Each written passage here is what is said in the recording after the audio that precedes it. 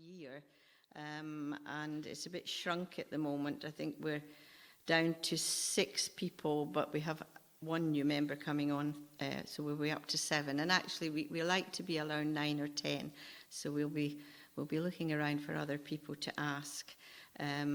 But you remember, perhaps, if you were at the last conference, we lost Ian McGregor, resigned then after many years of service. This year, we've lost Ian Masterton, but Ian is still staying as our trusty AV man. And Linda, who was our chairman before me, had decided to step down from the committee, and Jim Borland also. So, we thank these people very much for what they have given to the committee over the years. And as I say, we'll be looking for 1 or 2 new members to top us up. So one of the things that the committee did in the summer, which seems a long time ago now, was to meet and have I think we called it a think tank, which sounds very grand. We couldn't quite call it an away day because we didn't go away anywhere. We met here, but we did, instead of bringing packed lunches, we all brought something nice and we had a shift potluck. So that was really nice. But it wasn't just about having fun together, although we did. It was also about really thinking about where to take the fellowship forward in the future. And so we did, again, a good old-fashioned flip chart divided into quadrants and looked at strengths, weaknesses, opportunities and threats. And then out of that, we looked at what we felt would help to capitalise on our strengths and what would help perhaps to improve our weaknesses and cope with any threats we felt that were around. And out of that, masses of ideas came forward. So I reckon we've got like a 10-year plan here, which hopefully I'll be away by that time. And then I kind of made an effort to put it into a set of aims and objectives. So I'd just like to briefly tell you what those are so that you know what the committee's got in mind and where we're hopefully going, as I say, not in the next month. This is very much a forward plan. So we've got some visuals. Can I turn this a wee bit that way? Okay, and we'd like to put... Oh, right. Depress the middle.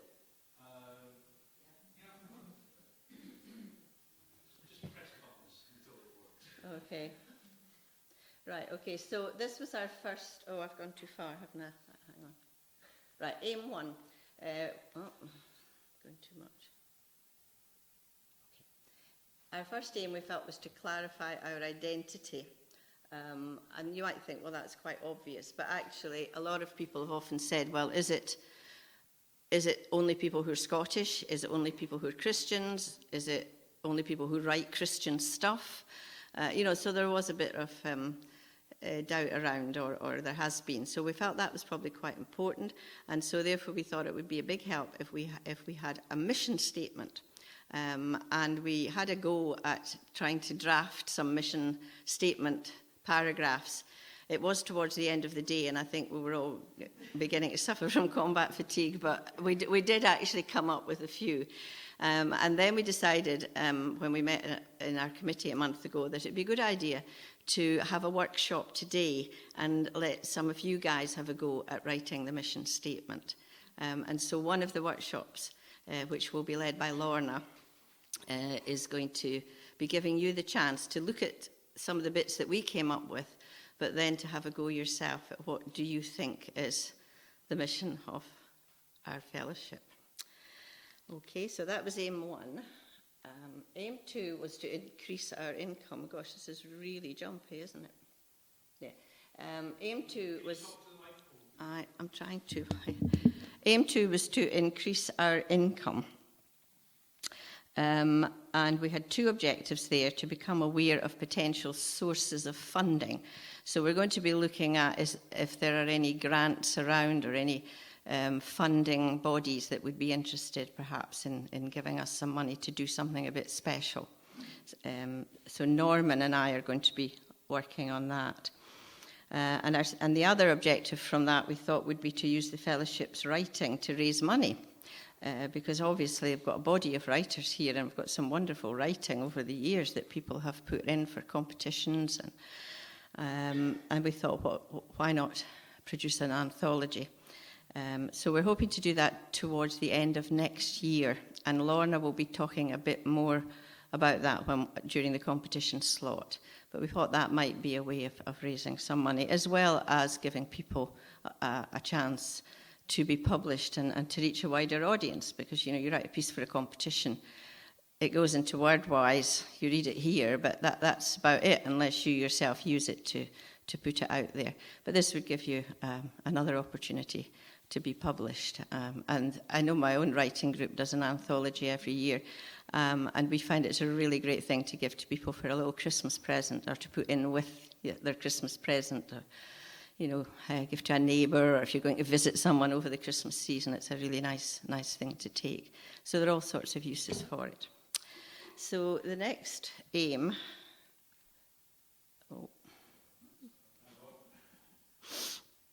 The next aim...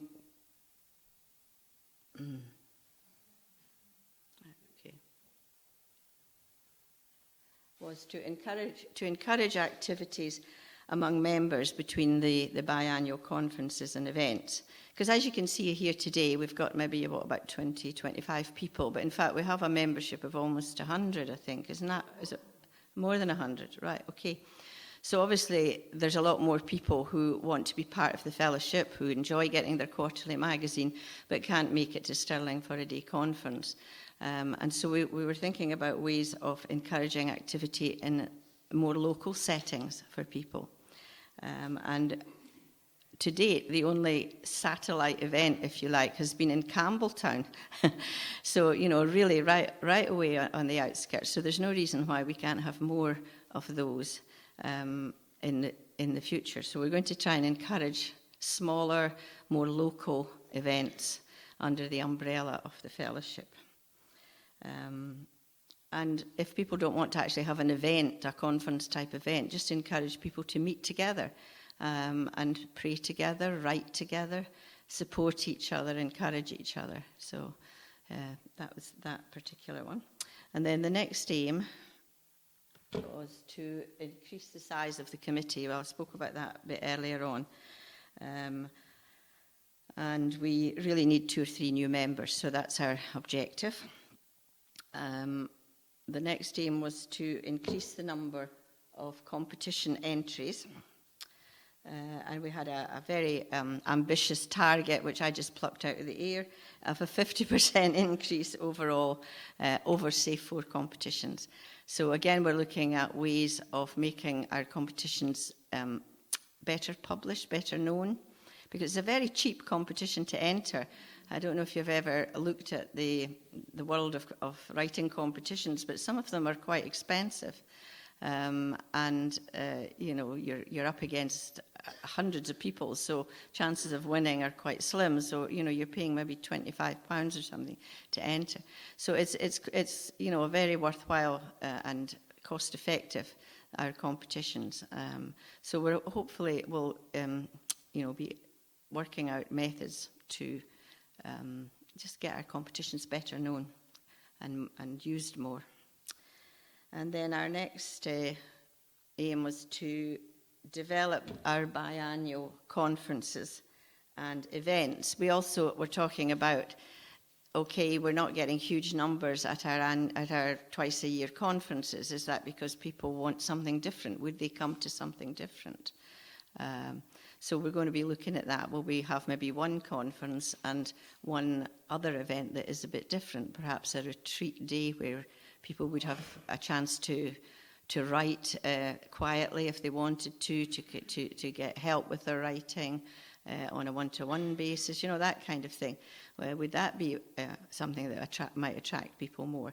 And if you've got any ideas of what you think would be something different to do, then please do come and tell me or any member of the committee, because we are looking for ideas to develop that.